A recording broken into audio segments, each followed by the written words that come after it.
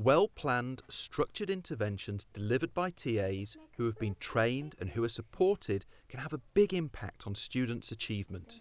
The approach we now take is we use structured interventions when absolutely necessary. So in the early years, in foundation stage and year one, we have a big focus on interventions being linked to talk and vocabulary and language, because a lot of our children come into school as second language learners. So an intervention such as Rainbow Talk is there to really promote children's love of language. So if we need to do that, then we need very skilled teaching assistants who work alongside teachers to deliver that. Here we see a Rainbow Talk intervention being delivered at Piebank by Soraya Rafiq, a teaching assistant who has been trained for this role. You can shake it, see if you can hear something. It feels like it is crisp.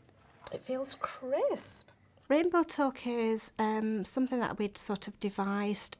We had lots of children with new to English, with language barriers, EAL, and it was really hard for them to express their thoughts. So we were doing something at the time in school called Rainbow Write, and there was also a big thing on language going on. So we devised something called Rainbow Talk, and it was using our senses, the see, the smell, the hear, and so let the children able to communicate through those using their senses. It feels salty. Feels salty. Okay. Does it feel salty, or do you think it might taste salty? Taste. This is okay to taste as well. So you can have a taste. Does it taste salty? Does it taste salty? Pass it back round. As the person or one of the people who delivers this intervention, how do you assess the children who you work with? It's usually an ongoing assessment. We do it through observations. Sometimes we may have another member of staff in there who's purely just there just to observe and write down things. And then this has an impact on our planning, because it gets fed back to the teachers, how the session's gone, where we are now, where can we take it, how can we move it forward, and are the children ready to move on to the next, are they ready to move on to P4C now? I had to put some hot water in here. I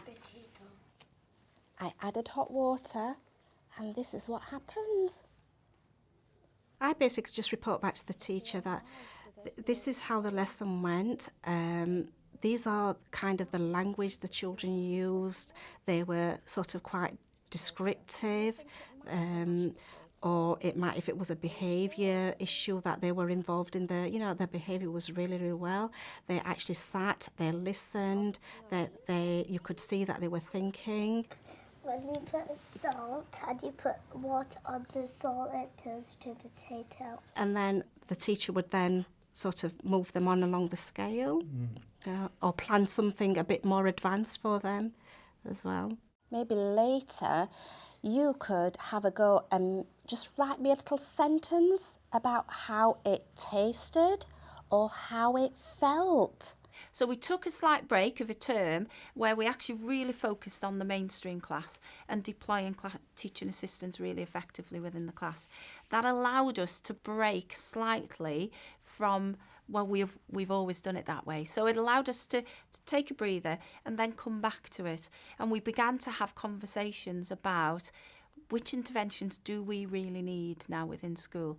Because what I felt very strongly as a head teacher and then a leadership team was we have to have the right people.